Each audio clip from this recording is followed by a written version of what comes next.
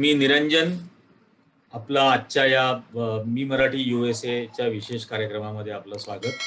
मराठी विशेष या फेसबुक पेजवरती आणि वेबसाईटवरती सुद्धा याचं ब्रॉडकास्टिंग आम्ही करणार आहोत. आणि माझ्याबरोबर माझा सहकारी साकेत कुलकर्णी पण आहे, जो स्वतः ज्यांनी मास्टर्स केलेलं आहे इंटरनॅशनल रिलेशन्स आणि सब्जेक्ट्समध्ये. तर तोही या आजच्या मुलाखतीमध्ये माझ्या बरोबरीने प्रश्न विचारणार आहे. आपले आजचे पाहुणे आहेत अनिरुद्ध मराठे, जे अमेरिकेमध्ये अर्कान्सासमध्ये आहेत. मूळचे पुण्याचे आहेत आणि यावेळेच्या अमेरिकन इलेक्शन्समध्ये ते व्होटर म्हणून सुद्धा आहेत. यापूर्वी पण होते, मतदान सुद्धा करतात. आणि अमेरिकेतल्या यावेळेच्या निवडणुका या अनेक अर्थांनी जगभर प्रभाव टाकणाऱ्या आहेत. कारण की अमेरिकेमध्ये जर लोकशाही मूल्यांचं संरक्षण आणि संवर्धन झालं तर त्याचं इन्फेक्शन जगभर होतं असं म्हटलं जातं. त्यामुळे यावेळेची अमेरिकन इलेक्शन खूप क्रिटिकल, त्याही ग्लोबल पॉलिटिक्स या अर्थाने आहे. तर आज आपण ही मुलाखत घेणार आहोत अनिरुद्ध मराठे यांची. अनिरुद्ध मराठे, आपलं स्वागत या कार्यक्रमामध्ये. साकेत, तुझंही स्वागत आत्ताच्या या मुलाखतीच्या कार्यक्रमामध्ये. मला असं वाटतं की या मुलाखतीपेक्षा आपण याला गप्पाच्या स्वरूपामध्ये म्हणूया. साकेत, तू याची सुरुवात कर, कारण मुळात हा तुझा विषय आहे असं मला वाटतं. खूप खूप धन्यवाद सर. आणि विशेष मराठी आणि मी मराठी USA पण खूप खूप धन्यवाद. ही चर्चा आणि सर निरंजन सर जसं म्हणाले हे गप्पा आहेत, आम्ही गप्पा मारतोय. अनिरुद्ध मराठे सर आज आपल्यासोबत आहेत. अनिरुद्ध सर, आपण जेव्हा निवडणुकांकडे बघतो तर आपल्याला निवडणुकांमध्ये फारच रस असतो साधारण जनतेला. आणि अमेरिकेची निवडणूक म्हणली तर महासत्तेची निवडणूक अशीच ती झाली. तर सगळ्यात पहिला प्रश्न म्हणजे सगळ्यात साधा प्रश्न, हवा किस तरफ बह रही है, क्या लगता है, कुठे हवा वाहते? साकेत, प्रश्न चांगला आहे. पण असं झालं की 2016 मध्ये जो धक्कादायक आणि अनपेक्षित निकाल लागला, तर तेव्हापासून मी हवा कुठे चालली याच्याबद्दल खरं तर बोलणं बंद केलं.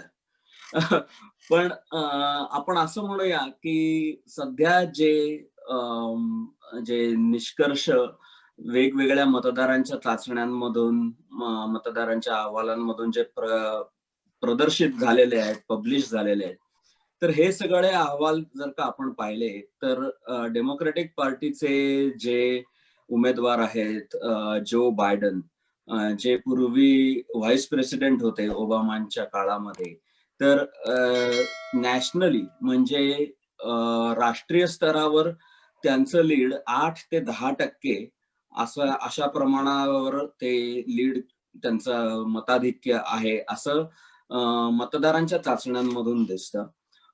परंतु अमेरिकेची जी निवडणूक आहे तर ती निवडणूक राष्ट्राध्यक्ष पदाची ही पॉप्युलर वोट, म्हणजे नुसते वोट काउंट करून की बाबा जो बायडन यांना 6 मिलियन मतं मिळाली आणि डोनाल्ड ट्रम्प यांना 5 मतं मिळाली म्हणून जो बायडन हे विजयी झाले, अशा स्वरूपाची अमेरिकेची निवडणूक नाही. तर मग अमेरिकेची निवडणूक कशा स्वरूपाची आहे? तर अमेरिकेची निवडणूक ही आपल्या देशामध्ये ज्या प्रकारे राष्ट्रपतींची निवडणूक होते त्या प्रकारे अमेरिकेची निवडणूक होते. अगदीच सेम टू सेम नाही, परंतु प्रत्येक राज्याला त्याच्या लोकसंख्येच्या आधारे काही इलेक्टोरल कॉलेज व्होट्स असं ज्याला म्हणतात, असे मतदान मिळतात तुमच्या राज्याच्या लोकसंख्येच्या प्रमाणात. आणि त्या इलेक्टोरल कॉलेज व्होट्सची सगळी जी संख्या आहे तर 278 मतं कमीत कमी 50 राज्यांमधून विजयी उमेदवाराला मिळाली पाहिजे. 278 आणि त्याच्यावरचा नंबर क्रॉस केला की तो उमेदवार विजयी होतो. त्याच्यामुळे नॅशनली जरी जो बायडन जिंकत असतील किंवा आघाडीवर असतील, तरी राज्यांमध्ये ते कशा प्रकारची आघाडी त्यांना आहे हे खूप महत्वाचं आहे. आणि या देशामध्ये 50 राज्य आहेत आणि DC, वॉशिंग्टन DC हा एक प्रकार आहे. पोर्टोरिको हा US टेरिटरी पोर्टोरिकोला म्हणतात, तोही प्रकार आहे. तर हे 50 जी राज्य आहेत त्यातली काही राज्य ही डेमोक्रॅटिक पक्षाच्या बाजूने झुकणारी आहेत, काही राज्य ही रिपब्लिकन पक्षाच्या बाजूने झुकणारी आहेत, आणि काही राज्य जी आहेत ती कधी डेमोक्रॅटिक पार्टीला मत देतील तर कधी रिपब्लिकन पार्टीला मत देतील त्यांच्या उमेदवाराला. असं असल्यामुळे ही जी मधली जी राज्य आहेत, ज्याला आपण स्विंग स्टेट असं म्हणतो, की जी आदलाबदल होऊ शकते, उदाहरणार्थ ओहायो आहे, फ्लोरिडा आहे. फ्लोरिडा, ओहायो, उदाहरणार्थ फ्लोरिडानी बराक ओबामांना 2दा विजयी केलं त्यांच्या राज्यामधून. म्हणजे त्यांच्या राज्यात बराक ओबामा हे डेमोक्रॅटिक पार्टीचे उमेदवार दोन्ही वेळेला निवडणूक जिंकून आले, परंतु याच फ्लोरिडानी डोनाल्ड ट्रम्प यांना विजयी केला. म्हणजे फ्लोरिडा कधी डेमोक्रॅटिक पार्टी कधी रिपब्लिकन पार्टी असं करतं. याच्या उलट तुम्ही कॅलिफोर्निया जर का घेतलात, तर कॅलिफोर्निया हे निक्सनच्या नंतर जवळपास, किंवा निक्सन नाही, रोनाल्ड रेगनच्या नंतर आपण असं म्हणू, यांच्यानंतर कायम हे डेमोक्रॅटिक पार्टीलाच मतदान करत आलेले आहे. याच्या उलट मी ज्या स्टेटमध्ये राहतो, आर्कन्सा, तर ते स्टेट हे कायम रिपब्लिकन पार्टीला वोट करत आलेलं आहे, बिल क्लिंटनचा अपवाद सोडता. तर असं असल्यामुळे या स्विंग स्टेटमध्ये कोण कशी आघाडी घेतोय याच्यावरती मोठं इलेक्शनचं जे फलित आहे ते त्याच्यावर अवलंबून आहे. आणि या स्विंग स्टेटमध्ये देखील आत्ताचा जर का आपण मतदार त्यांचा जर का कल पाहिला तर तो जो बायडन यांच्या बाजूने आहे. परंतु ही परिस्थिती जी आहे ती 2016 सारखीच आहे. त्याच्यात काही डिफरन्सेसही आहेत, काही वेगळा प्रकार देखील यावर्षी चालू आहे. परंतु या स्विंग स्टेट्स मध्ये देखील जो बायडन आघाडीवर आहेत, पण त्याचा अर्थ जो बायडन जिंकून येतील असं मी करणार नाही, कारण अजून भरपूर दिवस जायचे आहेत. म्हणजे एक 4-5 दिवस असले तरी ते खूप महत्वाचे दिवस आहेत, आणि त्यामध्ये काय होऊ शकेल हे सांगता येत नाही. शिवाय मतदारांचे जे इंटरव्ह्यू, जे चाचणी केली जाते ती देखील कशा प्रकारे केली जाते, त्यामध्ये लोक खरी उत्तर देतात का नाही, हाही एक प्रश्न आहे जो मागच्या इलेक्शन मध्ये निर्माण झाला. पण आता जो प्रसिद्ध झालेला डेटा आहे, आकडेवारी आहे प्रसिद्ध झालेली, त्यानुसार जो बायडन आघाडीवर आहेत असं म्हणता येईल, हे निश्चित.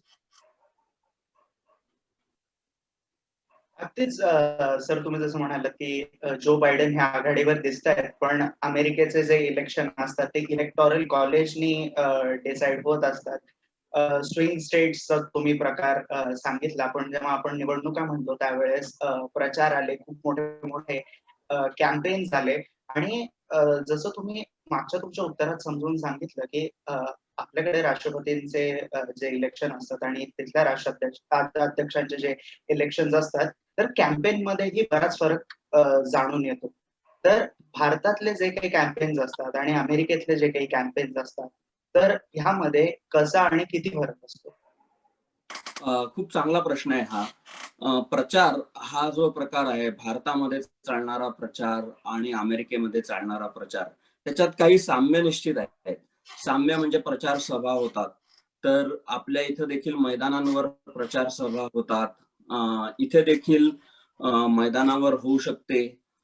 पण सध्याच्या कोविडच्या काळामुळे असं झालंय की डोनाल्ड ट्रम्प हे उघड्या मैदानात, एअरपोर्ट वरती जिथं जागा असेल तिथं हे बिनधास्तपणे प्रचार सभा घेत आहेत. पण जो बायडन यांनी मात्र एक वेगळी प्रचाराची शैली निर्माण केली. ते म्हणजे ते मोकळ्या जागेत जातात, पण त्यांचे जे समर्थक असतात, पाठीराखे असतात, ते त्यांच्या गाड्यांमधून येतात. त्याला ड्राईव्ह थ्रू रॅली असं त्यांनी नाव ठेवलंय, ड्राईव्ह थ्रू. ते कार मधून येतात, कार मधून उतरतात, कार पाशीच थांबतात, मास्क वगैरे घातलेला असतो, आणि ते प्रचारांमध्ये सहभागी होतात. त्याच्यामुळे थोडा लिमिटेड, एक संयमित अशी प्रचाराची शैली जो बायडन यांची आहे. भारतामध्ये उमेदवारांनी किती खर्च करायचा, कालचीच बातमी आहे की कमलनाथ यांचं स्टार प्रचारक पद हे निवडणूक आयोगाने काढून टाकलं. मग त्याचा अर्थ काय, तर त्याचा अर्थ असा की कमलनाथांचा वरती जो खर्च होईल त्यांच्या प्रवासाचा, राहण्याचा, जेवणा खाण्याचा, तो उमेदवाराच्या खर्चामध्ये दाखवला पाहिजे, अशा स्वरूपाच्या बातम्या मी ऐकल्या.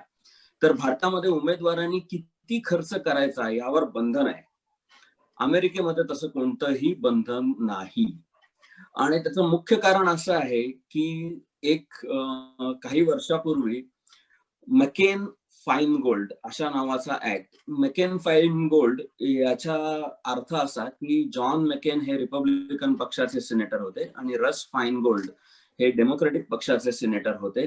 आणि त्यांनी काही निवडणुकीवरती जो खर्च होतो त्यावर काही बंधनं आणणारा कायदा केलेला होता. आणि त्या कायद्याच्या विरोधात जे कॉन्झर्वेटिव्ह म्हणजे उजव्या सरणीची जी लोक आहेत ती न्यायालयात गेली आणि न्यायालयांनी तो कायदा घटना विरोधी आहे असं ठरवलं. घटना विरोधी आहे म्हणजे काय, तर घटनेमध्ये व्यक्ती स्वातंत्र्य आहे. तर न्यायालय म्हणलं की अशा प्रकारची बंधनं आणून तुम्ही व्यक्तीच्या स्वातंत्र्यावर गदा आणू शकत नाही. ही पहिली गोष्ट. मग बंधनं म्हणजे कशा प्रकारची, आता समजा मी उमेदवार असेल आणि मी असं ठरवलं की मी माझ्या उमेदवारीसाठी पैसे उभे करायचे, तर मी किती पैसे उभे करावे यावर सरकारने बंधन का बरं आणायचं? मी एक व्यक्ती आहे, मी निवडणूक लढवतो आहे, मी किती पैसे उभे करेन, सरकारला त्याच्याशी काय घेणं देणं आहे? हा एक विचारसरणीचा प्रकार आहे बरं का. याच्यावरती काय चूक काय बरोबर यामध्ये जायला नको, पण हा एक विचारसरणीचा प्रकार आहे. काय निवडणुकीत उभा केलेला जो पैसा आहे तो कशा प्रकारे वापरायचा याला कायद्यांनी बंधनं आहेत. म्हणजे मी समजा $10,000 उभे केले आणि ते मी माझ्या पर्सनल खर्चासाठी म्हणजे माझं वीज बिल दिलं, इंटरनेट बिल दिलं, मी हॉटेलमध्ये चेन केली, तसं केलं तर मी तुरुंगात जाईल, त्यावर बंधनं आहेत. पण तसंच मी बाकीच्या ग्रुप्स कडनं बाहेरचे जे संघटना आहेत त्यांच्याकडून कसे पैसे घ्यायचे याच्यावर नियंत्रण थोडंसं आहे. पण मी किती पैसा उभा करावा आणि तो कसा आणि तो किती प्रमाणात खर्च करावा यावर कसलंही बंधन नाही. त्याच्यामुळे ज्या वेळेला ओबामा निवडणूक लढवायला लागले होते त्यावेळेला जवळपास त्यांनी 500 बिलियन वगैरे इथपर्यंत डॉलर्स उभे केले होते. कल्पना करा, आपण केवळ कल्पना करा एका निवडणुकीसाठी माणूस किती पैसा उभा करू शकतो. आणि ती निवडणूक $1 ट्रिलियन अशी निवडणूक झालेली होती. 2008-2012च्या दोन्ही निवडणुका $1 ट्रिलियन पर्यंत हे सगळं प्रकरण गेलेलं होतं. तर अशा सॉरी माझं चुकतंय, बिलियन्स उभे केले होते आणि ते $1 बिलियन कॅम्पेन झाले होते. 500 मिलियन वगैरे असं, ट्रिलियन नाही बिलियन. तर म्हणजे थोडक्यात सांगायचा मुद्दा असा आहे की मुख्य फरक हा की तुम्ही किती पैसा उभा करावा त्याच्यावर बंधन नाही. आणि $1 बिलियन कॅम्पेन मी म्हणलं तसं तुम्ही कितीही पैसा उभा करू शकता. दुसरी गोष्ट अशी की तुम्ही असंही करू शकता की रात्री 10 वाजता मीटिंग घेतली तर चालेल का? चालेल, त्याला काही बंधन नाही. आपल्या इथं तसं बंधन आहे की ठराविक काळानंतर रात्रीच्या वेळी तुम्ही प्रचार सभा किंवा प्रचाराचं अधिकृत काम करायचं नाही असं काही बंधन आहे. तसं बंधन इथं नाही. दुसरी गोष्ट, समजा मी असं केलं की मी डेमोक्रेटिक पक्षाचा उमेदवार आहे, तर मी निवडणुकीच्या वेळेला म्हाताऱ्या लोकांना निवडणुकीच्या स्टेशन पर्यंत म्हणजे पोलिंग स्टेशन जिथं आहे तिथपर्यंत नेलं तर तसं ते चालेल का? चालेल, तुम्ही नेऊ शकता. आपल्या इथं त्यावरही तशी बंधनं आहेत आमिष दाखवल्यासारखं. हा, मी पैसे देऊ शकत नाही कोणाला की तू एक $100 दे आणि डोनाल्ड ट्रम्प किंवा जो बायडनला मत दे, असे प्रकार अलाउड नाही आहेत. पण ह्या काही सूक्ष्म घटना आहेत. त्याच्यानंतर प्रचाराच्या दृष्टीने अजून एक महत्वाचा मुद्दा म्हणजे की इथं अर्ली व्होटिंग आहे. तुम्ही अगोदर मतदान करू शकता, 10-15 दिवस अगोदर. निवडणुकीच्या दिवशीच केलं पाहिजे असं नाहीये.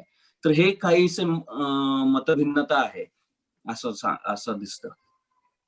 मला अनिरुद्ध असं विचारायचं आहे की आता भारतामध्ये 2014 पासूनच्या निवडणुकांमध्ये सोशल मीडियाचा खूप प्रचंड मोठ्या प्रमाणावरती प्रभाव बघितला होता या अख्ख्या प्रचार मोहिमेच्या कालावधीमध्ये. तर असा आत्ताच्या अमेरिकेतल्या निवडणुकीमध्ये डेमोक्रेटिक किंवा रिपब्लिकन पक्षातर्फे सोशल मीडियाचा किती वापर होतोय आणि तो भारताप्रमाणेच म्हणजे फेक न्यूज वगैरे असा सगळ्या त्याच्यामध्ये आहेत का त्या या प्रचारादरम्यान? हो, निश्चितच. 2015-16 पासून ही खरं सुरुवात झाली. अमेरिकेमध्ये सोशल मीडियाद्वारे प्रचार जो शिगेला पोहोचला असं आपण म्हणता येतं, ते मागच्या इलेक्शन मध्ये तसं झालं. आणि त्यावेळेला जे समाज माध्यम आहेत, फेसबुक आहे, ट्विटर आहे, तर ही लोक एवढी तयार नव्हती. त्याच्यामुळे पॉलिटिकल पोस्ट ज्या आहेत त्या ते मॉनिटर फारसे करत नव्हते. परंतु असं लक्षात आलं की रशियन इंटरफेरन्स आणि खोट्या बातम्या दिल्या जातात असं लक्षात आलं. तर त्यानंतर या समाज माध्यमांनी काही तरतुदी केल्या, काही निर्णय घेतले. आणि त्या निर्णयामध्ये आता उदाहरणार्थ तुम्ही जर का पाहिलं तर फेसबुकने अनेक अकाउंट्स डिलीट केली जी खोटी निर्माण झालेली होती ती. आणि खोटा प्रचार करायचं तर हे दोन्ही बाजूला थोड्या बहुत प्रमाणात दिसतंच. रिपब्लिकन पार्टीकडे कदाचित थोडं जास्ती असेल, पण मला तरी असं वाटतं की दोन्ही बाजूंकडे त्याचा खोटा प्रचार थोडा बहुत प्रमाणात होतोच होतो. पण फेसबुक वगैरे आता तुम्ही खोटी काही पोस्ट लिहिली, मी माझ्या काही मित्रांचं पाहिलं, त्यांनी एक असं पोस्ट टाकलेली होती, तर त्याच्यावरती खाली डिस्क्लेमर आलं की पार्टली फॉल्स असं त्यांनी डिस्क्लेमर दिलं की ही पोस्ट दिली आहे पण ही पार्टली फॉल्स पोस्ट आहे. असं म्हणजे ते राजकीय जर का पोस्ट असतील तर त्यांचा काही एक अल्गोरिदम असेल, त्याप्रमाणे ते विचार करून त्याच्यावरती दाखवतात. हे किती मोठ्या प्रमाणात आहे हे सांगता येणार नाही. मला तरी असं वाटतं अत्यल्प प्रमाण आहे त्याचं, असं मला वाटतं. कारण असं आहे की एक असं आहे की तुम्ही एखादा व्हिडिओ अर्धवट कट करून काहीतरी टाकला किंवा एखादं पिक्चर टाकलं आणि त्याच्यावरती काहीतरी अर्धवट माहिती असेल, तर तसं करणं म्हणजे तशा गोष्टी पकडणं आणि त्या खऱ्या आहेत की खोट्या आहेत हे करणं हे थोडंसं सोपं आहे. कशाच्या विरोधात? तर मी जर का काही खोटी पोस्ट मी लिहिली की डोनाल्ड ट्रम्प हा रशियाचा हस्तक आहे असं मी माझ्या वॉलवरती लिहिलं, तर ते मॉनिटर करणं हे अवघड आहे. किंवा मी असं लिहिलं की जो बायडननी चायनाकडनं पैसे घेतले, तर हे मॉनिटर करणं तसं अवघड आहे. त्याच्यामुळे मॉनिटरिंग चालू आहे, परंतु ते ज्या प्रमाणात व्हायला पाहिजे त्या प्रमाणात नाही. आणि अनेक पेजेस अशी आहेत की जिथं तुम्ही ज्या बातम्या आहेत त्या बातम्या तुम्ही बघू शकता की ज्या विपरीत बातम्या असतात, अत्यंत खोट्या बातम्या असतात. अजून एक महत्वाची गोष्ट मला सांगावीशी वाटते की ट्विटरवरती असा निर्णय घेतला की या वर्षी निवडणुकीच्या काळामध्ये राजकीय पोस्टची कोणतीही जाहिरातबाजी ट्विटर करणार नाही. असा ट्विटरनी एक अतिशय दूरगामी, अतिशय वेगळा असा निर्णय घेतला.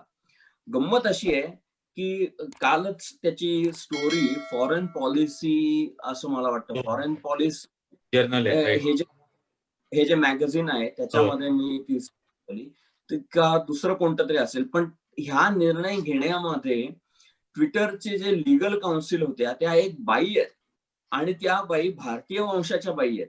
मी आता त्यांचं नाव विसरलो, पण त्यांनी हा प्रस्ताव ट्विटरच्या समोर मांडला की आपण राजकीय पोस्टची जाहिरात करणंच बंद केलं तर काय हरकत आहे. आणि हा तसा अतिशय धाडसी विचार आहे. आणि कॉर्पोरेशन्स मध्ये हाजी करणारी लोक खूप असतात, तर त्यावेळेला आपली रेव्हेन्यू कमी होईल अशा प्रकारचा प्रस्ताव मांडणं आणि त्याचा पाठपुरावा करणं. आणि माझ्या मते त्या बाई देखील मराठी बॅकग्राऊंडच्या असाव्यात असं मला वाटतं. मी काही खूप विचार केला नाही. तर त्यांनी हा निर्णय म्हणजे त्या सुचवला आणि तो ट्विटरने मान्य केला. तर समाज माध्यम काही ना काही प्रमाणात अशा प्रकारच्या कृती करताना आपल्याला निश्चित दिसतं. ओके. सर, आपण आतापर्यंत निवडणुकांबद्दल बोललोय, बाय लार्ज निवडणुकांबद्दल बोललोय की भारतामध्ये जेव्हा निवडणूक होते कशी होते आणि अमेरिकेत होते तेव्हा कशी होते. आता आपण जरा खोलात जायचा प्रयत्न करू आणि निवडणूक म्हणलं की मुद्दे आले, तर मग यावेळेस जे दोन्ही कॅन्डिडेट्स आहेत रिपब्लिकन पार्टीचे आणि डेमोक्रॅट पार्टीचे, तर मग ह्या वेळेस कोविडचा मुद्दा आहे, हा खूप मोठा आहे आणि अमेरिका अजूनही केसेस मध्ये आणि मृत्यूंमध्ये, कोविडमुळे झालेल्या मृत्यूंमध्ये अजूनही नंबर 1 आहे. त्यामुळे हे इलेक्शनही त्या दृष्टीने वेगळं आहे. पण ते लक्षात घेता ह्या वेळेसचे ह्या इलेक्शनचे प्रमुख मुद्दे काय आहेत? चांगला प्रश्न आहे हा. ह्या इलेक्शनचे प्रमुख मुद्दे 2 असं मला वाटतं. एक म्हणजे सगळ्यात पहिला महत्वाचा मुद्दा म्हणजे डोनाल्ड ट्रम्प हे राष्ट्राध्यक्ष होण्यास लायक आहेत का नाही, हा सर्वप्रथम मुद्दा. आणि दुसरा गोष्ट कोविड चा या रोगावरती ट्रम्प प्रशासनाने जी कृती केली किंवा केली नाही, काही कृती केल्या, काही केल्या नाहीत असं म्हणता येईल, त्या कितपत योग्य होत्या, ह्या 2 गोष्टी खूप महत्वाच्या आहेत. तिसरी अजून एक महत्वाची गोष्ट आहे, ती म्हणजे अर्थव्यवस्था. डोनाल्ड ट्रम्प यांच्या काळात अर्थव्यवस्था निश्चितच वाढत गेली, चांगल्या दिशेने वाढत गेली. त्याच्यामुळे डोनाल्ड ट्रम्प यांचा मुख्य मुद्दा आहे की मी टॅक्सेस कट केले तुमच्यावरचे, जे त्यांनी केले. अर्थव्यवस्था चांगली पुढे नेली, जी निश्चितच नेली कोविड चालू व्हायच्या अगोदरपर्यंत. पण हे त्यांनी शून्यातून निर्माण केलेलं नाही. तुम्ही जर का बराक ओबामा यांची जर का पाहिलीत कारकीर्द, तर त्यांनी ज्या वेळेला राष्ट्राध्यक्ष पदाची निवडणूक जिंकली आणि ते राष्ट्राध्यक्ष झाले, त्यावेळेला सुरुवातीचे काही महिने 5 लाख, 7 लाख, 8 लाख अशा नोकऱ्या म्हणजे गायब होत होत्या अर्थव्यवस्थेतून. म्हणजे जॉब क्रिएट होत नव्हते, तर जॉब लॉस होत होता. 5 लाख, 7 लाख अशा प्रकारचे आकडे. तर अशा परिस्थितीमध्ये बराक ओबामा राष्ट्राध्यक्ष झाले. ज्या वेळेला डोनाल्ड ट्रम्प हे राष्ट्राध्यक्ष झाले, त्यावेळेला अर्थव्यवस्था प्रगतीच्या पथावरती होतीच. पण त्यानंतर त्यांनी अनेक गोष्टी केल्या, टॅक्सेस कमी केले, त्याबरोबर जे नियम असतात एन्व्हायरमेंटल असेल, पर्यावरणाचे नियम असतील, ते बाजूला सारले. आणि अशा अनेक ज्या गोष्टी आहेत त्या त्यांनी बाजूला सारल्या आणि त्यामुळे हे जी अर्थव्यवस्था पुढे प्रगतीपथावर चालू होती, ती प्रगतीपथावर चालू राहिली. आता त्याच्यामुळे डोनाल्ड ट्रम्प यांच्या बाजूने सगळ्यात महत्वाचा मुद्दा आहे की मी अर्थव्यवस्था भरभक्कम केली. त्याबरोबर त्यांनी संरक्षणावरचा खर्च वाढवला. या देशात असं आहे की संरक्षणावर तुम्ही जेवढा खर्च कराल ना, तेवढं तुम्ही राष्ट्रभक्त असे समजले जातात. म्हणजे स्ट्रॉंग डिफेन्स, म्हणजे एक तो प्राईड किंवा गौरव म्हणू, अहंकार म्हणू, दोन्ही म्हणू, असा हा मुद्दा आहे की डिफेन्स वरती मी खर्च वाढवला म्हणजे माझी राष्ट्रभक्ती बघा किती आहे. आणि मी डिफेन्सचा खर्च कमी केला तर मग मी परदेशी लोकांना शरण जातोय आणि अमेरिकेचं स्थान धोक्यात घालतोय, अशा प्रकारचा प्रचार केला जातो. तर त्यांनी डिफेन्सवरचा खर्च वाढवला, त्याचबरोबर टॅक्सेस कमी केले. त्याच्यामुळे ते डोनाल्ड ट्रम्प असं म्हणतात, त्यांना जर का विचारलं की तुम्ही पुढे काय करणार पुढच्या 4 वर्षात, तर ते म्हणतात की काही नाही, हेच पुढे कंटिन्यू करू. म्हणजे त्यांच्याकडे ठोस कार्यक्रम असा कोणता नाही की मी अमुक गोष्ट करीन, असं काही नाही.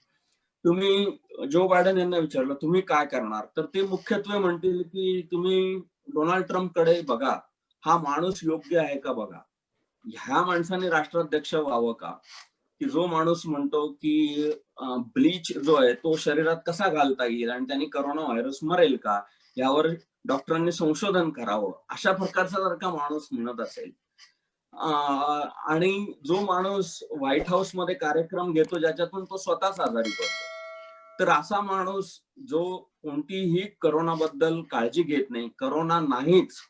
आता तुम्ही प्रश्न विचारताना चांगली गोष्ट म्हणलात की तुम्ही असं म्हणलात की अमेरिका अजूनही नवीन केसेसमध्ये नंबर 1 आणि मृत्यूमध्ये नंबर 1 आहे. हे तुम्हाला पुण्यात औरंगाबाद मध्ये बसून, महाराष्ट्रात बसून समजतं. इथं तुम्ही काही लोकांना विचारलात तर ते म्हणले नाही झाला, करोना व्हायरस आता संपून गेला. आता ह्या मुद्द्याला तुम्ही काय म्हणणार? आणि हे शिकले सवरलेली लोक आहे, हे अशी काय म्हणू की ज्यांना लिहिता वाचता येत नाही, ज्यांना काही ऍक्सेस नाहीये, अशी लोक नाही आहेत. म्हणजे एखादी व्यक्ती असेल जी फक्त कुटुंबापुरती, तर ती म्हणाल करोना व्हायरस संपला. तशी लोक नाही आहेत. शिकली सवरलेली लोक म्हणतात की करोना व्हायरस संपला. ट्रम्प म्हणतो की we have rounded the corner. Rounded the corner ज्या दिवशी म्हणले त्याच दिवशी अमेरिकेतल्या केसेसचा उच्चांक गाठला गेला.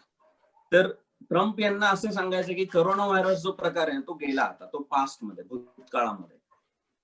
बायडन म्हणतील नाही ते बघा तुम्ही, हे अशी व्यक्ती व्हायला पाहिजे का? पण बायडनला विचारतात तुम्ही काय करणार, तर ते त्याच्याबद्दल खूप जास्ती बोलत नाही. ते ट्रम्प वरती फोकस करतात, कारण ट्रम्प वाईट आहे त्याच्यामुळे तुम्ही मला निवडा. आणि अनेक मतदार देखील असं म्हणतात की ट्रम्प नको म्हणून आम्ही बायडनला मत देऊ. म्हणजे अशी काही परिस्थिती नाहीये जी 2008 साली होती की बराक ओबामांच्या बाबत की लोकांना खरोखरीच असं वाटत होतं की याला मत द्यायला पाहिजे बरं का. बिल क्लिंटनच्या बाबतीतही तशी पॉप्युलॅरिटी होती त्यांच्या दुसऱ्या इलेक्शनच्या वेळेला. रोनाल्ड रेगन यांची तशी पॉप्युलॅरिटी होती की रेगनने भयंकर पॉप्युलर होते, रेगन हे राष्ट्राध्यक्ष. आणि त्या रेगनला मत द्यायचं म्हणजे ते रिपब्लिकन पक्षाचे राष्ट्राध्यक्ष होते, पण अनेक डेमोक्रॅट्स, त्यांनी 60% वगैरे इलेक्शन जिंकलेली आहे, कल्पना करा. अनेक डेमोक्रॅट्सनी त्यांना मतदान केलं. तर तशा प्रकारची पॉप्युलॅरिटी बायडनकडे आहे का, तर तशी पॉप्युलॅरिटी नाही. तशा प्रकारची पॉप्युलॅरिटी म्हणजे हार्डकोर जे सपोर्टर्स असतात, जसं आपण भारतामध्ये मोदींच्या सपोर्टर्सना भक्त लोक म्हणतो, तर तशा प्रकारचे भक्त लोक ट्रम्पच्या बाजूने भरपूर आहेत. म्हणजे सपोर्टर्स, हार्डकोर सपोर्टर्स भरपूर आहेत.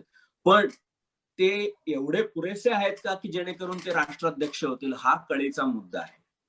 तर त्याच्यामुळे ही निवडणूक या मुख्य मुद्द्यांवरती होते की ट्रम्प हे राष्ट्राध्यक्ष होण्यास योग्य आहेत का, कोविडच्या संदर्भात त्यांनी कोणत्या प्रकारे रिस्पॉन्स दिला तो योग्य आहे का, आणि तिसरी गोष्ट की ट्रम्पच्या काळात जी अर्थव्यवस्थेची भरभराट झाली ती तुम्हाला पाहिजे का नाही, हा एक मुख्य मुद्दा.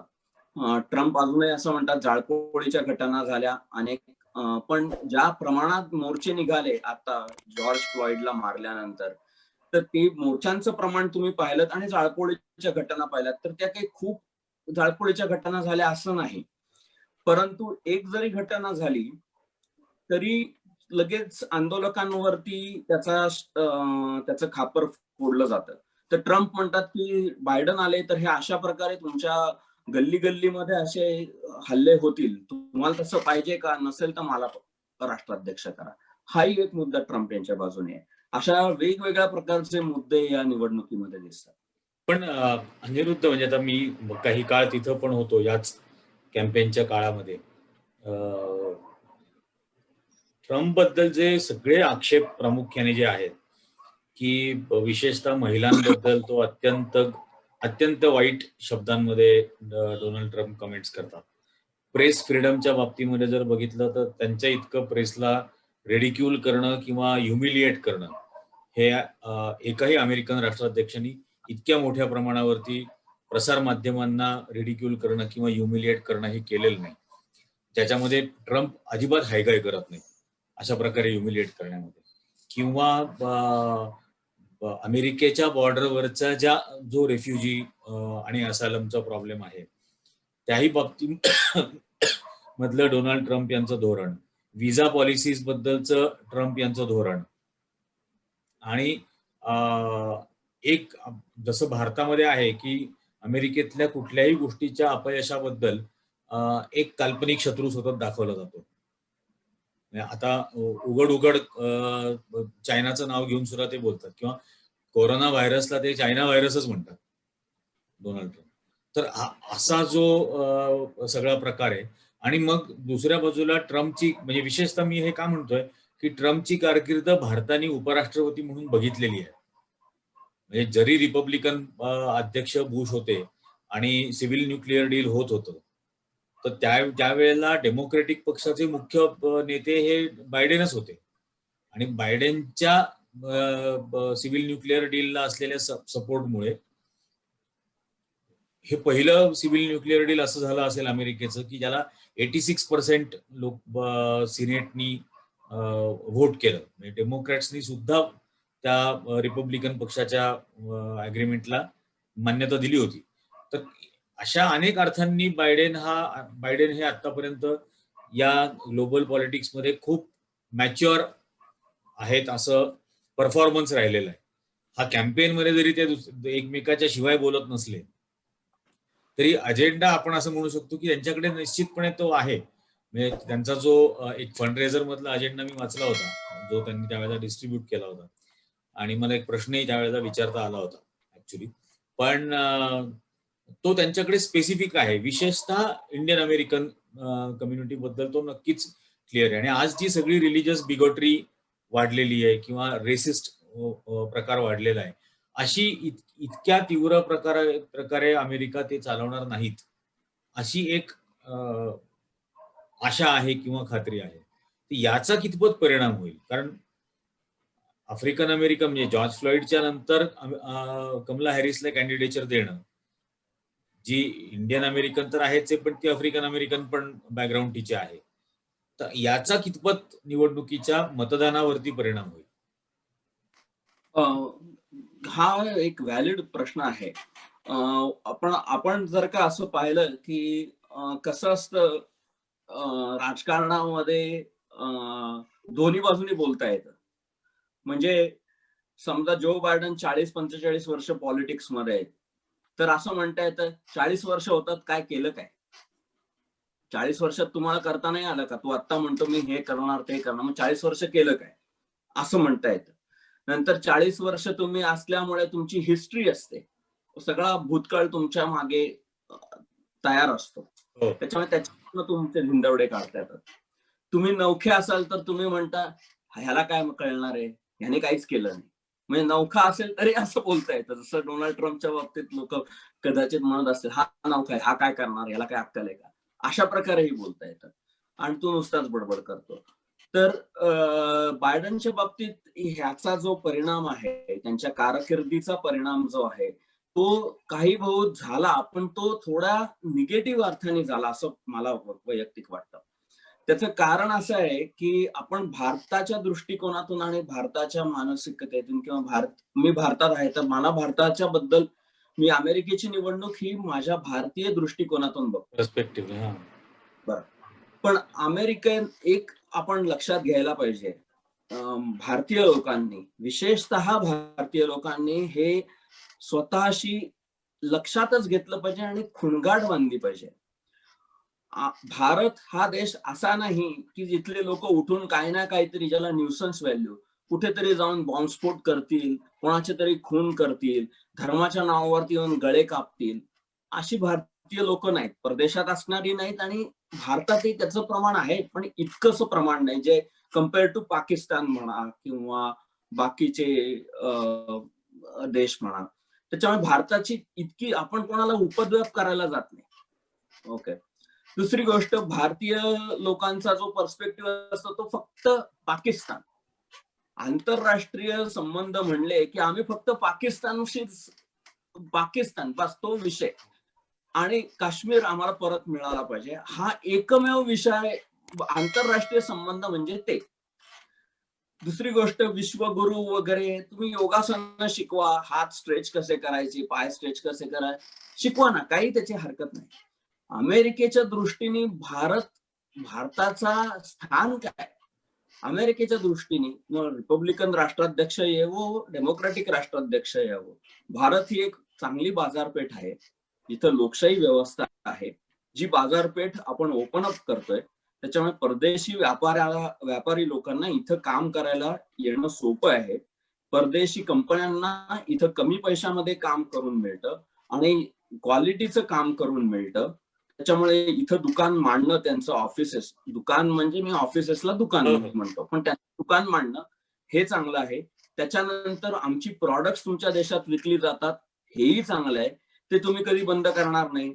मायक्रोसॉफ्टचे कॉम्प्युटर्स तुम्ही बंद करणार नाही, ऍपलचं आयपॅड बंद करणार नाही, आयफोन बंद करणार नाही, ऍपल वॉच बंद करणार नाही. त्याच्यामुळे तिथे तुम्ही आम्हाला काही त्रास देत नाही आहात. तुम्ही कुठे जाऊन बॉम्बस्फोटही करत नाही आहात. मग प्रश्न आला कुठे? भारताचं एवढंच महत्व आहे. अमेरिकेच्या परराष्ट्र धोरणामध्ये भारताचं एवढंच महत्व आहे.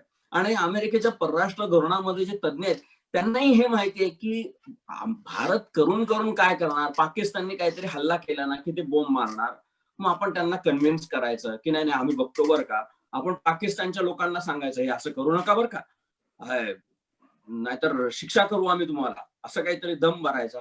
ते दोघं आपोआप शांतपणे एकमेकांशी काही मग ते प्रकरण निवडेल, पुन्हा आपलं कामकाज चालेल. तर त्याच्यामुळे हे जे भारताच्या संदर्भातले जे मुद्दे आहेत ना, त्याला इथे काहीच महत्व नाही इथल्या निवडणुकीमध्ये. आणि आपण उपद्व्यापी नसल्यामुळे ते आपल्याकडे लक्षही देत नाहीत. म्हणजे काय पॉवर म्हणतात, नाही. न्यूसन्स पॉवर नाही. आणि ते आवाज करणारं चाक असेल तर त्याला तेल पाणी लगेच करायला लागतं. मी त्या अर्थाने नाही विचारलं, मी या अर्थाने विचारलं की कमला हॅरिसची जी इंडियन बॅकग्राऊंड आहे आणि त्यामुळे ती तिथं व्हाईस प्रेसिडेन्शियल आज जर कॅन्डिडेट आहे, तर ऍस्पिरेशन्स म्हणून ज्या वेळेला आपण इंडियन अमेरिकन वोटर्स मतदानाला बाहेर पडतात किंवा आफ्रिकन अमेरिकन वोटर्सला ज्या वेळेला ही सगळं रेसिझम फेस करायला लागलेला असतो, तर त्यानंतर त्यांच्यासाठीच रिप्रेझेंटेशन ही आपली रिप्रेझेंटेटिव्ह कमला हॅरिस असू शकते किंवा डेमोक्रॅटिक पार्टी असू शकते, असं एक जे परसेप्शन त्या वोटर्सच्या मनामध्ये तयार होत असतं, तर त्याचा कितपत परिणाम आहे? तर मला स्वतःला असं वाटतं की एक असे सफिशियंट नेसेसरी आणि सफिशियंट कंडिशन्स असतात मॅथमॅटिक्स मध्ये, की या गोष्टी नेसेसरी आहेत बरं का, टिकमार्क केल्यासारखं, हे पाहिजे हे पाहिजे हे पाहिजे. सफिशियंट आहेत का? नाही, सफिशियंट नाही होऊ शकत. म्हणजे आणि तसं असल्यामुळे जो बायडननी महत्वाचा मुद्दा होता ते कोणाला व्हाईस प्रेसिडेंटसाठी ते निवडणूक करतात, तर त्यांनी अगोदर सांगितलं मी बाईला निवडीन म्हणून, एका स्त्रीला निवडेन. तर त्याच्यामुळे ते महत्वाचं होतं. आणि मग जॉर्ज फ्लॉइडच्या पार्श्वभूमीवर कोणाला निवड करतात? गोऱ्या बाईला ची निवड करतात का आफ्रिकन अमेरिकन बाईची निवड करतात? तर काय त्याच्यामुळे त्यांनी कमला हॅरिसला त्यांची निवड करून त्यांनी तो टिकमार्क कम्प्लीट केला की ओके, जॉर्ज फ्लॉइड हे सगळं चालू आहे. अशा परिस्थितीमध्ये एक वेल क्वालिफाईड कमला हॅरिस या वेल क्वालिफाईड आहेत, त्यांचे सिनेट मधले प्रश्न देखील उत्तम असतात, पण मी तो टिकमार्क कम्प्लीट केला. नेसेसरी जी गोष्ट होती ती मी कम्प्लीट केली, त्याच्यामुळे आता त्याच्यावरती कोणी काही बोलत नाही. ते केलं नसतं तर मात्र प्रॉब्लेम झाला असता. आणि सर्वसाधारणपणे मी असं पाहिलं अमेरिकेच्या निवडणुकीमध्ये, तुमचा व्हाईस प्रेसिडेंटचा चॉईस काय आहे हे बघून लोक फार मतदान करत नाहीत. आणि त्याच्यामुळे कमला हॅरिसला त्यांनी निवडून त्यांनी एक नेसेसरी ज्या गोष्टी त्यांनी करायला हव्या त्या निवडणूक जिंकण्यासाठी त्या केल्या. त्या सफिशियंट आहेत की नाही माहित नाही. अजून एक महत्वाची गोष्ट म्हणजे कमला हॅरिस ह्या ज्याप्रमाणे त्या मिश्रवर्णीय आहेत, त्यांची आई भारतीय होती, वडील आफ्रिकन अमेरिकन होते, आफ्रिकन अमेरिकन नाही आफ्रिकन देशातले होते. म्हणजे ते शिक्षणासाठी एकत्र दोघ जण आले, तिथे त्यांची ओळख झाली, लग्न केलं असं. पण त्या जास्ती करून आफ्रिकन अमेरिकन म्हणून फेमस आहेत बरं का ह्याच्यामध्ये. म्हणजे इंडियन अमेरिकन म्हणून फेमस किती आहेत आणि आफ्रिकन अमेरिकन म्हणून किती फेमस आहेत हे जर का पाहिलं तर आफ्रिकन अमेरिकन म्हणून त्या फेमस आहेत. आणि त्यामुळे मला स्वतःला असं वाटतं की कमला हॅरिसची निवड करून मतामध्ये खूप फरक पडेल असं नाही, परंतु कमला हॅरिसचा उपयोग मात्र ते चांगल्या प्रकारे करू शकतात, जे ते करताना दिसतात. उदाहरणार्थ मागच्या वेळेला मी एक उदाहरण म्हणून सांगतो. पेनसिल्व्हेनिया ही जी डेमोक्रॅटिक पक्षाचे एक भरभक्कम राज्य होतं. 30 वर्षात रिपब्लिकन पक्षाने ती राज्य कधी जिंकलेलं नव्हतं. आणि पेनसिल्व्हेनियाची भानगड अशी आहे की ह्या पेनसिल्व्हेनियामध्ये फिलाडेल्फिया एरियामध्ये खूप पॉप्युलेशन आहे, आफ्रिकन अमेरिकनचं पण पॉप्युलेशन खूप आहे. आणि इतर जो प्रांत आहे पिट्सबर्ग वगैरे सबर्ब ठीक आहे, पण Philadelphia is the major thing. तर तो तसा रुरल प्रांत आहे बाकीचा. तर रुरल सगळ्या काउंटीज ज्या असतात त्या युजली रिपब्लिकनला जातात, पण फिलाडेल्फियातलं मतदान चालू झालं की सगळी टाईड बदलते एकदम, आणि मग डेमोक्रॅट माणूस निवडून येतो. अशी पेनसिल्व्हेनियातली गोष्ट आहे. मागच्या वेळेला असं झालं की बराक ओबामांना फिलाडेल्फियातले 92% आफ्रिकन अमेरिकन्सची मतं मिळालेली होती, 90-92%. हिलरी क्लिंटनला साधारण 84-85% आफ्रिकन अमेरिकन्सची मतं मिळाली. आणि अनेक तज्ञ असं म्हणतात की तिथे जर का आफ्रिकन अमेरिकनचा टक्का हिलरी क्लिंटनचा वाढला असता तर त्या राष्ट्राध्यक्ष झाल्या असत्या. म्हणजे ही निवडणूक इतकी चुरशीची आणि इतकी अटीतटीची होते. तर अशा परिस्थितीमध्ये बायडन यांना ऍडव्हान्टेज हा आहे की ते कमला हॅरिस सारख्या नेत्याला फिलाडेल्फियामध्ये असेल ते निवडणूक प्रचार ते करू शकतात. आणि मग त्या आफ्रिकन अमेरिकन असल्यामुळे त्यांच्या पद्धतीने आफ्रिकन अमेरिकन लोकांशी संवाद करू शकतात, कारण त्यांचे लाईफ एक्सपिरियन्सेस सारखे आहेत. तर तसा बायडन हे निश्चित उपयोग करतायत आणि उपयोग करतील. परंतु त्याचा परिणाम किती होईल हे मात्र सांगता येत नाही. आणि सगळ्यात महत्वाची गोष्ट म्हणजे अजूनही जर का आफ्रिकन अमेरिकन लोकांचं वोट बायडन यांना पाहिजे असेल तर अजूनही स्टार प्रचारक म्हणजे बराक ओबामाच आहेत. आताच काही मागच्या आठवड्यामध्ये बराक ओबामांनी फिलाडेल्फियामध्ये त्यांनी 2 प्रचार सभा घेतल्या. मागच्या आठवड्यात एक प्रचार सभा घेतली आणि इतकी त्यांनी ट्रम्पचे म्हणजे छिथू केली त्या ह्याच्यामध्ये की म्हणजे त्यांनी प्रत्यक्ष असं म्हणले ते की ज्या माणसाला स्वतःला करोना व्हायरस पासून वाचवता येत नाही तो काय वाचवणार तुम्हाला, असं ते म्हणाले.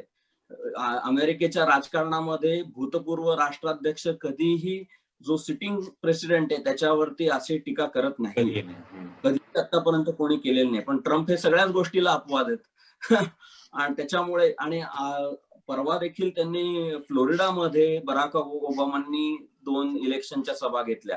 त्याच्यामुळे आफ्रिकन अमेरिकन लोकांचं मत मिळवायचं असेल तर अजूनही स्टार प्रचारक मात्र बराक ओबामा आहे.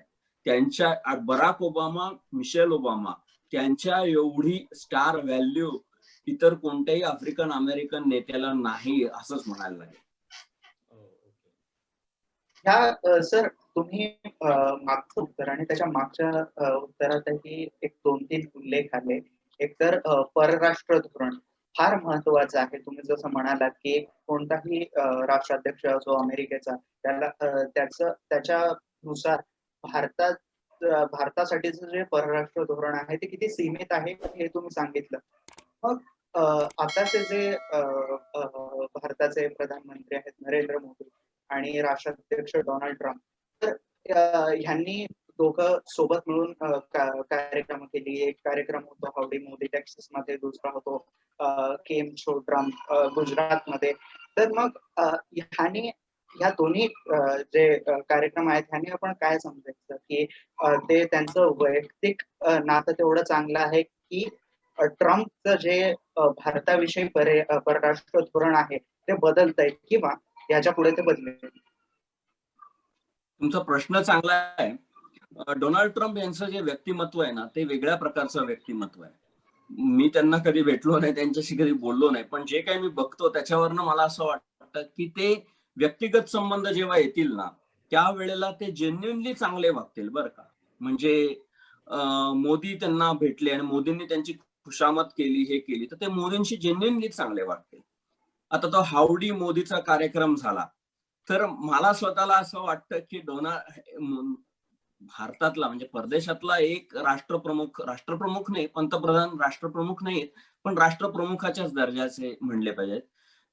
कारण राष्ट्रपती आपले राष्ट्रप्रमुख असतात म्हणून मी तसं म्हणतो. पण राष्ट्रप्रमुख अमेरिकेत येतात आणि लाखो लोकांना आमच्या देशात येऊन संबोधित करतात आणि त्याच्यामध्ये मी नाही, म्हणजे मी त्याच्यात नाही. लाईमलाईट आता माझ्यावर नाहीये, लाईमलाईट आता मोदींवर आहे. हे त्यांच्या लक्षात आल्यानंतर ते म्हणले नाही मी पण येतो तिथे. आणि थोडं हे की मी मोदींच्या कार्यक्रमाला आलो तर इंडियन अमेरिकन लोक मला मतदान करते. गंमत अशी होती की त्या कार्यक्रमात डेमोक्रॅटिक लोक देखील सहभागी झाले, पण डेमोक्रॅटिक लोकांनी मोदींच्या समोर पंडित नेहरूंचे गुणगान गायला सुरुवात केली. त्याच्यामुळे मोदींनाही कदाचित अस्वस्थ व्हायला झालं असेल की हे असं का बोलतायत. पण तो भाग सोडा. पण म्हणजे ट्रम्प यांचं मोदींचं प्रेम हे मतांसाठी आहे हे लक्षात घ्या. परवाच्या 2 आठवड्यापूर्वी जो डिबेट झाला त्यावेळेला ट्रम्प यांचं वाक्य आहे, ते वाक्य मी जसंच्या तसं सांगतोय. Look at Russia, look at China, look at India, it's filthy, the air is filthy. Filth म्हणजे घाण. फिल्थ याचा ऑक्सफर्ड डिक्शनरीमध्ये आपण शब्दाचा अर्थ बघावा. Look at India, it's filthy. अशा प्रकारे डोनाल्ड ट्रम्प यांचं वाक्य आहे, लक्षात घ्या. त्याच्यानंतर आफ्रिकन अमेरिकन देशांना त्यांनी शिट होल कंट्रीज असं संबोधलेलं आहे. तर अनेक भारतीय लोक, म्हणजे मी इथल्या काही भारतीयांशी बोललो, तर ते मला असं म्हणाले की ट्रम्प आला ना तर भारतासाठी चांगलं होईल. मी म्हटलं, अरे मी तुला काही गोष्टी सांगतो, त्याचा तू जरा विचार कर. भारतासाठी चांगलं होईल. गेल्या 4 वर्षात भारतासाठी काय चांगलं झालं सांगा ना मला. अमेरिकेच्या धोरणांमुळे भारताचा 4 वर्षामध्ये काय फायदा झाला? भारताला हा मनुष्य फिल्थी असं स्पष्टपणे टीव्हीवरती म्हणतो. पहिली गोष्ट. H1B हा व्हिसा जो आहे तो त्याला रद्द करायचा आहे. त्याच्यामुळे अनेक लोकांना, जे भारतीय लोक इथं नोकरी करत होते, अमेरिकन डॉलर्स भारतात पाठवत होते, त्या लोकांना घरी जायला लागलं. ही वस्तुस्थिती आहे. आज कोणत्याही IT कंपनीत जा आणि त्यांना असं विचारा की व्हिसा अमेरिकेचं करणं किती सोपं आहे हो. ओबामाच्या काळात कसं होतं आणि आताच्या काळात कसं आहे, ते म्हणतील महाकर्म कठीण आहे. म्हणजे भारतीय लोक त्यांना इथं नोकरी करण्यासाठी नकोत, हे लक्षात घ्या. त्याच्यानंतर ओबामाच्या काळामध्ये तुम्ही डिपेंडंट व्हिसावरती असाल तर तुम्हाला वर्क परमिट मिळत होतं.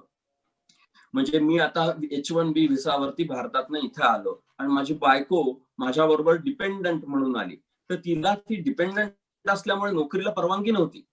पण ओबामांनी त्यांना वर्क परमिट दिलं की ज्याच्यामुळे ती माझी बायको देखील नोकरी करू शकत होती. ते आता त्याला ट्रम्पला काढून टाकायचं. ट्रम्पनी आत्ताच एक मूर्थी.com म्हणून एक वेबसाईट आहे, तुम्ही त्या लोकांचा ती वेबसाईट फॉलो करा. MURTHY.com, मूर्थी.com. एक प्रसिद्ध इमिग्रेशन लॉयर आहे, त्यांची वेबसाईट आहे, त्याच्यावरती अप टू डेट इन्फॉर्मेशन असते. तर डोनाल्ड ट्रम्पच्या ऍडमिनिस्ट्रेशननी H1 मध्ये काही रॅडिकल चेंजेस सांगितलेले. म्हणजे पगार भरभक्कम पाहिजे, 1,25,000 वगैरे अशा स्वरूपाचं काहीतरी पाहिजे. आणि अजून काही अटी आहेत की ज्याच्यामुळे एक केवळ IT सोडलं तर बाकीच्या सेक्टर्समध्ये H1B ची लोक येणारच नाही. मी आता मेटलर्जिस्ट होतो. आर्कान्सा सारख्या राज्यामध्ये मेटलर्जिस्ट त्यांना मिळत नव्हता, त्याच्यामुळे माझं ग्रीन कार्ड झालं. पण त्या मेटलर्जिस्टला आल्या कोणी 1,25,000 देणार नाही पगार. मग अशामुळे जे आपली जी लोक इथं मुलं शिकून येत आहेत, आपली जी मुलं पोस्ट ग्रॅज्युएशन करतायत, डॉक्टरेट करतायत, मास्टर्स करतायत, त्यांच्या नोकऱ्या ट्रम्पच्या काळामध्ये बंद होती. त्याच्यामुळे तुम्ही भारताच्या दृष्टीने जर का पाहिलं तर भारताच्या दृष्टीने ट्रम्पने केलं काय असं जर का पाहिलं तर काहीच केलं नाही असं दिसतं. पण असं आहे, पण भारतीय लोक हे बाह्य स्वरूप काय आहे की नाही याच्यावरनं खूप जातो. म्हणजे उदाहरणार्थ ट्रम्पने मोदींना गळामिठी केली की आपल्या इथं राजदीप सरदेसाई असेल, बाकीचे सगळे असेल, उड्या मारायला लागतात आपल्या खुर्च्यांमध्ये. अरे हे एक नुसतं दाखवण्याचं काम आहे. ओके. किंवा त्यांना वाटायला लागतं मोदी पहिल्यांदा ज्या वेळेला इथं आले त्यावेळेला इतकं त्यांचं झालेलं होतं की यांना असं वाटलं की अमेरिका फक्त इंडिया फोकस्ड अमेरिकेचं परराष्ट्र धोरण आहे. अजिबात इंडिया फोकस्ड अमेरिकेचं परराष्ट्र धोरण नाहीये. पण भारतीय लोकांनी हा विचार करायला पाहिजे की आमचा काय फायदा झाला ट्रम्पच्या काळामध्ये, भारताचा नक्की काय फायदा झाला.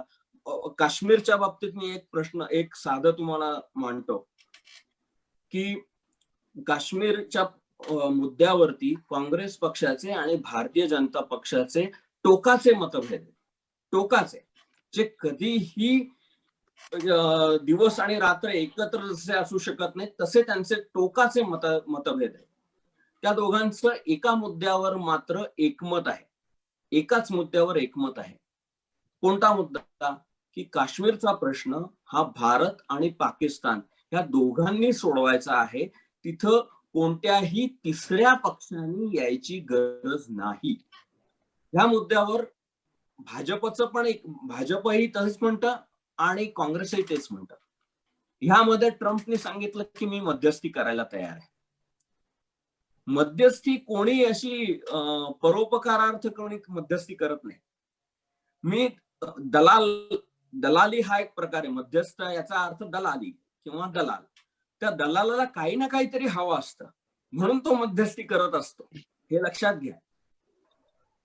त्याच्यामुळे भारताच्या दृष्टीने ट्रम्प यांनी नक्की काय केलं? मी अजून एक प्रश्न म्हणजे विचारू असा हे करू शकतो की भारताला सुरक्षा समितीचं परमनंट मेंबरशिप हवी आहे. गेल्या 4 वर्षात काय झालं? काय ट्रम्पने त्याच्या पुढे मदत केली का काही नाही. त्याच्यानंतर दुसरी गोष्ट, पोल्युशनचा जेव्हा प्रश्न येतो, पॅरिस अकॉर्ड मधनं ट्रम्पने ज्या वेळेला माघार घेतली त्यावेळेला मुख्य कारण काय दिलं की भारत आणि चीन हे काही काम करत नाही प्रदूषणाच्या दृष्टीने, मग अमेरिकेने सगळं का करायचं? ह्या मुद्द्यावर ते बाहेर पडले.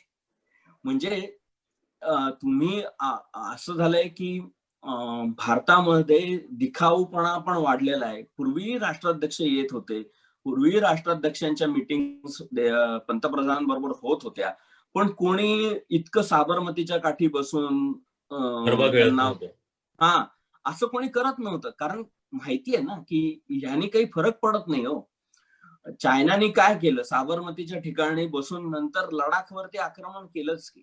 म्हणजे ज्याला सबस्टॅन्टिव्ह रिलेशनशिप ज्याला म्हणतो, की सबस्टॅन्टिव्ह रिलेशनशिप अशा गोष्टींमधनं डेव्हलप होत नाही आंतरराष्ट्रीय राजकारणात. पण आपण भारतीय लोक त्याला हुरळून जातो आणि वस्तुतः पॉलिसी, तुमचे धोरण काय आहे ह्या गोष्टींकडे दुर्लक्ष करतो. त्यामुळे आपण या गोष्टी लक्षात घ्यायला पाहिजेत. मी अनेक भारतीयांना इथं पाहिलं. एकाने मला सांगितलं, मी म्हटलं कोणाला मतदान केलं? तो म्हणला नाही, मी बायडनला केलं. 2016 साली मी ट्रम्पला केलं होतं. But my conscious does not allow, असं तो म्हणला. माय कॉन्शियस डज नॉट अलाव. दोघं तिघ जण मला हे असं म्हणाले की ज्यांनी ट्रम्पला मतदान केलं होतं 2016 मध्ये, पण नाव they said my conscious does not allow. तर ही जाणीव थोडी बहुत त्यांना होतीये. आणि मला असं वाटतं की भारतीय लोकांचं देखील थोडं विभागणी आहे, ती आपण बोलूया चर्चेमध्ये. विषय निघाला की भारतीय लोकांची अमेरिकेतल्या. तर आता आपण जसं चर्चा केल्या, सगळ्या गप्पा मारल्या, जसं आधी आम्ही सुरुवातीलाही म्हणलं की अमेरिकेचे इलेक्शन्स, महासत्ताचे इलेक्शन्स आहेत, निवडणुका आहेत, काय काय होत आहे, परराष्ट्र धोरण काय आहे, हे फार महत्वाचं होतं. तिथले कॅम्पेन्स कसे होतात आणि तिथल्या संपूर्ण निवडणुका कशा घडतात ह्याचं आपण स्वरूप बघितलं. ही चर्चा अजून पुढे आम्ही कंटिन्यू करणार आहोत. तत्पूर्वी ह्या व्हिडिओला तुम्ही लाईक करा, तुमचे जे काही प्रतिक्रिया आहेत ते कमेंटमध्ये नोंदवा आणि या दोन्ही चॅनल्सला सबस्क्राईब करा. ही चर्चा बघण्यासाठी खूप खूप धन्यवाद.